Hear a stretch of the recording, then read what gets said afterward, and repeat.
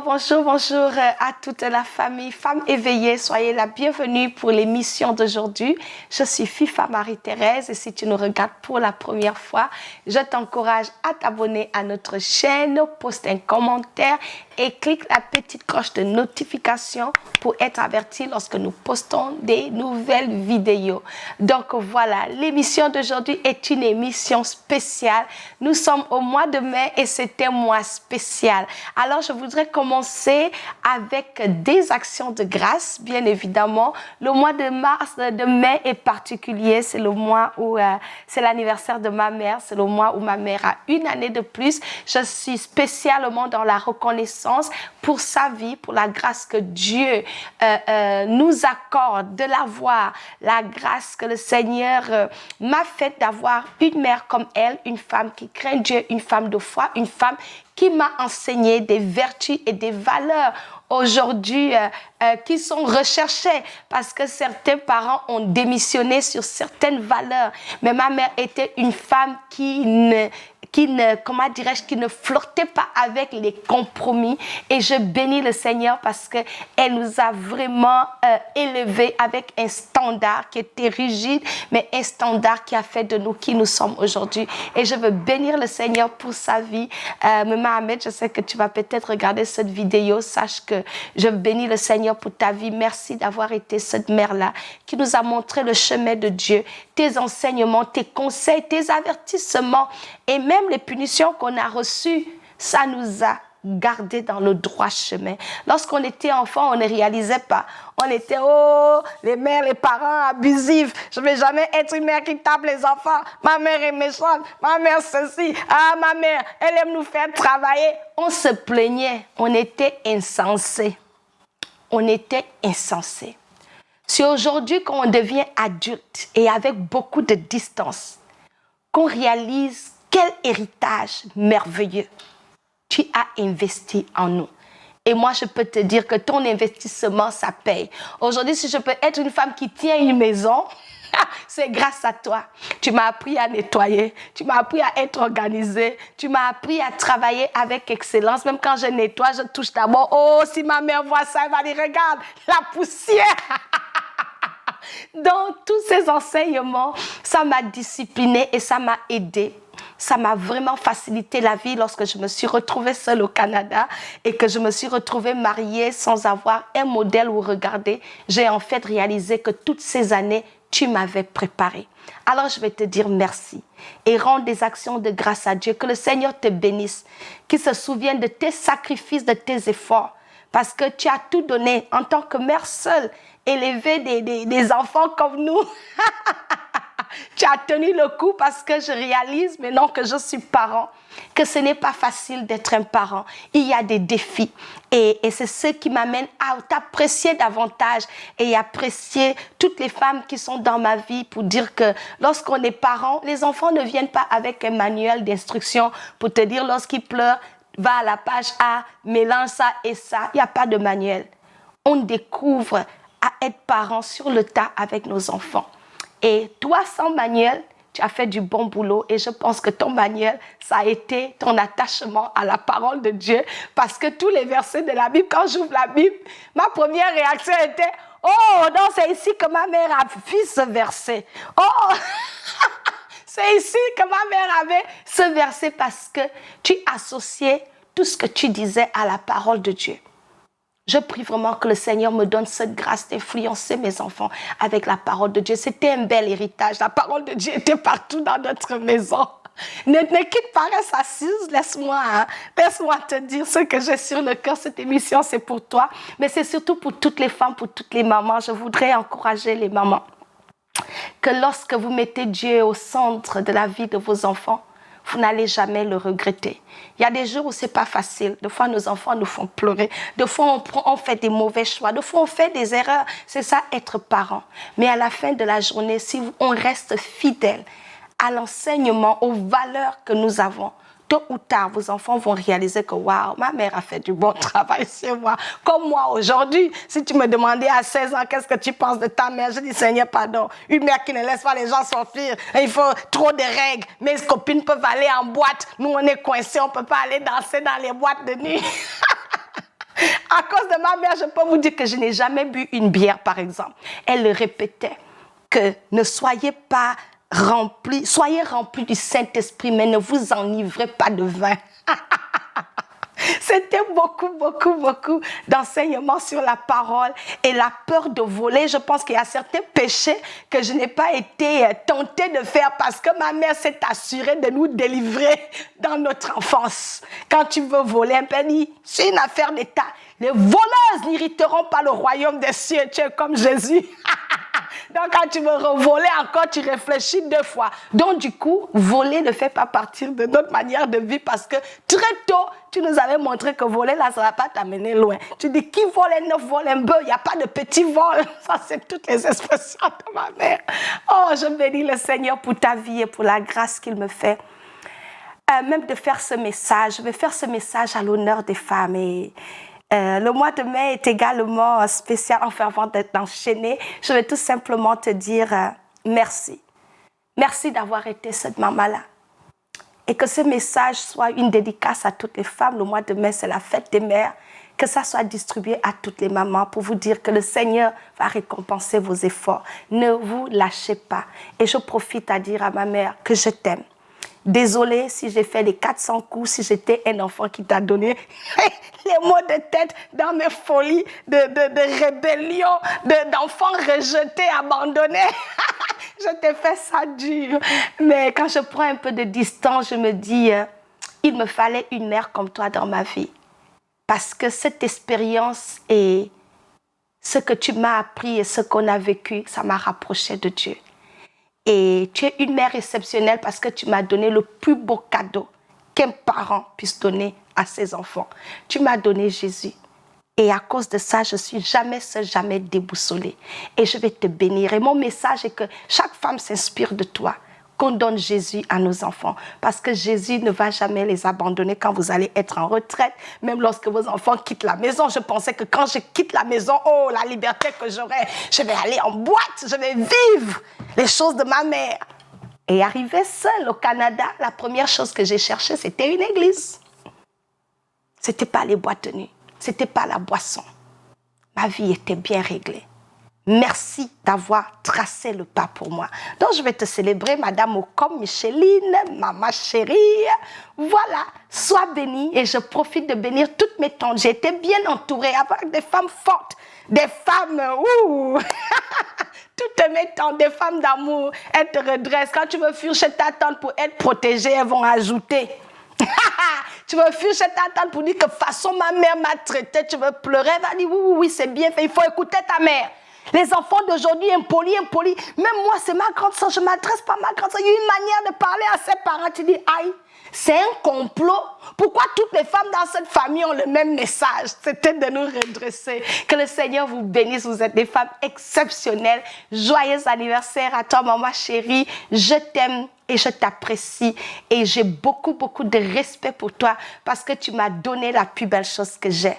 C'est Jésus dans ma vie. Et à cause de ça, je vais t'honorer tous les jours de ma vie. Alors, sois béni. C'est ce que je voulais amener comme message. Alors, aujourd'hui, vous tous qui me regardez, nous allons rester dans ce focus-là. Je voudrais interpeller la mère. Et j'ai un verset d'appui. On va juste rester sur ce verset. Le message d'aujourd'hui est différent. C'est une conversation. On va parler des histoires des mamans, des histoires des enfants. Et je voudrais partager et encourager plusieurs femmes qui me regardent de l'importance de notre rôle.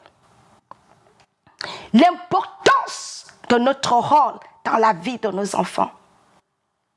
N'abandonnons pas. Nous sommes essentiels au cœur de la famille. Les mamans. Nous sommes tellement essentiels et Dieu compte sur nous. N'abandonnons pas. Alors notre verset, avant d'expliquer ce que je suis en train de dire, nous allons lire le livre de Juges, chapitre 5, verset 7. La Bible dit, « Les chefs étaient sans force en Israël, sans force. Quand je me suis levée, moi, Déborah, je me suis levée. comme une mère en Israël. C'est le seul verset que nous allons lire. Déborah s'est levée comme une mère en Israël. Vous savez, je me parlais de Déborah, c'est une femme qui m'inspire beaucoup dans la Bible. Alors, pour comprendre le contexte ici avec Déborah, c'est que Israël était dans une défaite. Il s'était détourné de Dieu. Et parce qu'ils s'étaient détournés de Dieu, ils étaient livrés à eux-mêmes. Ça veut dire le peuple qui ne pouvait pas les oppresser. Les gens qui ne pouvaient pas les parler. Ils étaient sans force. Et la Bible dit que les hommes même avaient abandonné. Le pays était sans hommes. Mais il y a eu une Déborah. Alléluia.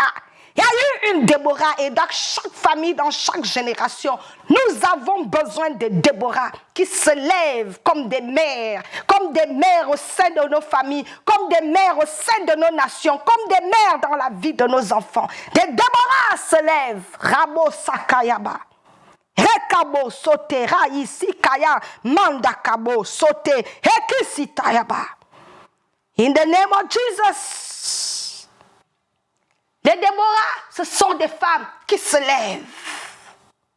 Donc, quand le pays était dans cet état de sans avenir, dans cet état de perdition totale, les hommes qui étaient supposés mener les conquêtes, soutenir la nation, avaient démissionné. La main de Dieu n'était plus avec eux. Mais il y a eu une Déborah qui a dit, je vais me lever. Déborah, la Bible nous décrit Déborah, vous allez lire dans le livre de Juges, elle était mariée. Et non seulement elle était mariée, elle était prophétesse. Elle a jugé Israël, elle était aussi chef de l'armée. Ce n'était pas une moindre. Et je voudrais parler au cœur d'une femme aujourd'hui, pour nous dire que nous ne sommes pas moindres aux yeux de Dieu. Nous sommes capables de relever, de rebâtir sur des anciennes ruines. Nous sommes capables de rebâtir et de ramener la vie partout où c'est détruit. Nous avons cela en nous. Nous sommes des Déborah. Nous sommes féroces, nous sommes fortes, nous sommes capables. Et l'onction de Dieu est en nous, afin que nous ne soyons pas oisives.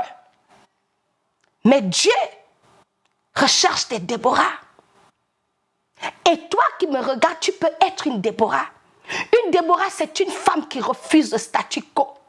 Une Déborah, c'est une femme qui refuse de laisser l'ennemi gâter sa maison. Elle se lève et elle dit, il faut que ça change. Une Déborah se bat pour ses enfants. C'est une femme qui craint Dieu.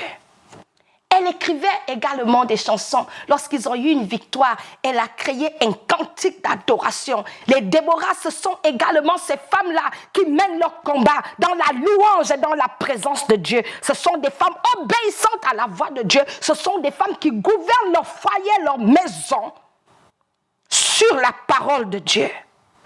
Tu es une Déborah. Mon petit nom, c'est Déborah. Je n'ai jamais compris pourquoi j'avais ce nom. Mais je pense que s'il y a une femme qui connecte à ma personnalité, c'est bien ces Déborah-là. On ne recule pas. On fait avancer l'agenda de Dieu. Alors elle s'est levée en Israël, lorsque les hommes étaient assis, lorsque le pays était sans espoir, lorsque les gens ne savaient pas où tourner la tête. Elle s'est levée. Et lorsqu'elle s'est levée, elle a ramené l'ordre dans le pays. Lorsqu'elle s'est levée, elle a ramené l'ordre. Israël, le peuple d'Israël est retourné à Dieu. Ils se sont détournés de leur mauvaise voie. Elle a même donné la force aux hommes. Les hommes qui ne pouvaient plus combattre ont commencé à s'associer avec elle pour combattre. Elle a redonné vie à sa nation. Déborah, la Bible dit qu'elle s'asseyait pour juger. Elle était juge. Elle était épouse. Elle s'est levée comme une mère en Israël. La Bible ne nous fait pas mention, ne nous dit pas si elle a eu des enfants elle-même. Donc ce message ne dit pas que toi tu vas te lever pour qui tu n'as pas fait enfant. Déborah, si. La Bible, on ne sait pas si elle a eu enfant, la Bible ne fait pas mention de cela. Donc être une femme te suffit pour te lever et être une mère. Être une mère, c'est quoi les caractéristiques d'une mère? C'est se lever. Tu peux te lever comme une mère dans ton église. pour suivre les jeunes femmes dans ton église, les enseigner, les accompagner. Mais je m'étonne aujourd'hui que toutes les Déborah sont dans la dépression, toutes les Déborah sont dans la compétition dans l'église. Elles font la compétition avec des jeunes filles, elles sont dans des chaises pour condamner, pour juger. Les Déborah influencent les autres pour les relever. Une véritable Déborah, c'est une femme qui relève les autres, qui ramène la vie. Quel genre de Déborah es-tu? Tu es maman à l'église, mais c'est toi qui fais papatoc. Aucune fille dans l'église ne peut se confier à toi, à cause de toi-même, ton caractère. C'est toi qui fais même que les filles dans ton église, elles sont retournées dans le monde. Elles vivent dans le désordre parce qu'elles ne trouvent pas des Déborah qui peuvent les relever et ramener le cœur de la jeune fille à Christ. Les Déborah ramènent le cœur des hommes à Dieu. Toi aussi, Dieu t'établit une Déborah. La parole de Dieu, ça ne s'adresse à nous. Il t'établit une Déborah. Est-ce que le Seigneur peut compter sur toi pour ramener la vie, pour ramener quelqu'un sur le chemin, quelqu'un d'autre? Mais je m'étonne à voir que les femmes aujourd'hui, là, tout ce qui les intéresse, elle a porté quelle chaussure? Parce qu'elle s'est mariée, elle pense que quoi? On est toujours dans cet esprit de compétition où personne n'a le temps pour personne. Une jeune fille vient te dire quelque chose, je traverse ça dans mon foyer, c'est toi qui prends la bouche, tu amènes dans tout le quartier. Déborah ne faisait pas ça. Elle ramenait les gens à Dieu. Elle a rapporté la victoire dans sa nation. Les Déborah nourrissent, elles entraînent, elles montrent le chemin. Elles sont des exemples. Déborah dirigeait par exemple. Lorsqu'il y avait le combat, elle ne fuyait pas. Elle allait combattre elle-même avec les gens du pays. Le Seigneur veut faire de toi une Déborah. En ce mois de mai qui est le mois de la femme où on veut célébrer la fête des mères, je t'invite et je vais conclure en le disant que tu es une Déborah, reprends ta place. Tu as une mission, c'est de ramener le cœur de tes enfants à Dieu, le cœur des gens dans ta famille à Dieu. Refuse d'être celle qui crée même, qui fait fuir tout le monde. À cause de toi, les gens ont abandonné Dieu. Parce que de toute façon, tu mènes ta vie, tu n'inspires personne. Tu vis pour toi-même. Mauvais cœur, c'est toi. Papatos, c'est toi. Sorcellerie, c'est toi. Jalousie, c'est toi. Personne ne peut avoir quelque chose de bien. Tout ce qui est bien, ça doit être pour toi. Une Déborah défend les intérêts des autres. Et le Seigneur voudrait qu'aujourd'hui, dans son église, qu'il trouve des Déborah, parce que la génération dans laquelle nous sommes, la jeunesse est livrée à elle-même. Oui, il y a des bons messages à l'église, mais qui suit la nouvelle génération? Voilà un travail qu'on peut faire. Et on peut le faire par notre message, par notre attitude, par notre foi, par les prières. Élever les prières pour les jeunes que de les condamner, les jeunes impolis, les jeunes rébellions. Qui va les délivrer de la rébellion et de l'impolitesse si tu ne pries pas pour la jeunesse? Si tu ne peux pas coacher un jeune. Ah, c'est pas mon enfant, je m'en fous. Si tu t'en fous, qui va se soucier d'eux? Les Déborah ont démissionné. Et mon message aujourd'hui pour clôturer, que les Déborah se lèvent, prends ta place, prends position. Où tu es, tu peux influencer, tu peux ramener un cœur à Dieu, tu peux restaurer un foyer, tu peux restaurer une famille, tu peux être une référence pour amener la guérison, pour amener la réconciliation, pour restaurer l'amour, la paix dans des foyers, dans la vie des gens qui t'entourent. Pour que quand les gens viennent en contact avec ta vie, ils vont dire, waouh, depuis que j'ai rencontré la maman si, oh, mon foyer va bien. Depuis que j'ai rencontré la maman si, j'ai commencé à bien préparer. Depuis que j'ai rencontré la sœur telle et telle, ma vie de prière a repris. Quel impact as-tu dans la vie des gens que Dieu mène autour de toi? Une véritable Déborah doit avoir l'impact qui conduit les gens au salut et à la délivrance. Tu es une Déborah. C'était le message d'aujourd'hui. Lève-toi comme une mère en Israël, une mère dans ton foyer, une mère dans ta nation. Et ne soyez pas peureuse. Déborah était courageuse parce que Dieu lui-même va te fortifier. Si seulement tu prends la décision de ne pas abandonner. Tu as peut-être abandonné parce que tes enfants te fatiguent. Prie pour eux. Positionne-toi comme une Déborah. Refuse de donner tes enfants à l'ennemi. Peu importe les erreurs continue de prier pour eux, continue de les bénir, continue de te battre. Déborah va au front pour ses enfants. Sois une Déborah. Soyez-vous tous bénis. Encore une fois, Maman Ahmed, sois béni. Ce message a été inspiration tirée du rôle que tu as joué dans ma vie. Tu as été une Déborah parce que tu m'as amené à Christ et je te bénis. Et des femmes comme toi méritent d'être louées, méritent d'être acclamées aux portes. La Bible dit que la beauté est vaine, mais c'est la femme qui craint l'Éternel qui sera louée. Et qu'aux portes tes œuvres te louent. Et je suis venue louer tes œuvres parce que malgré le fait que tu as été mère monoparentale, tu ne nous as pas élevés avec la légèreté. Tu as imposé Christ, la discipline et la correction. Et cela nous a épargnés de la fosse. Sois béni et que toutes les mamans qui m'écoutent aujourd'hui, soyez bénies et soyez fortifiées. N'oubliez pas qui vous êtes. Vous êtes des prophétesses, des généraux de l'armée de Dieu. Vous êtes fortes, vous êtes capables, vous êtes courageuses. Le Seigneur compte sur vous. Menez la bataille de Déborah en louant le Seigneur et dans la prière.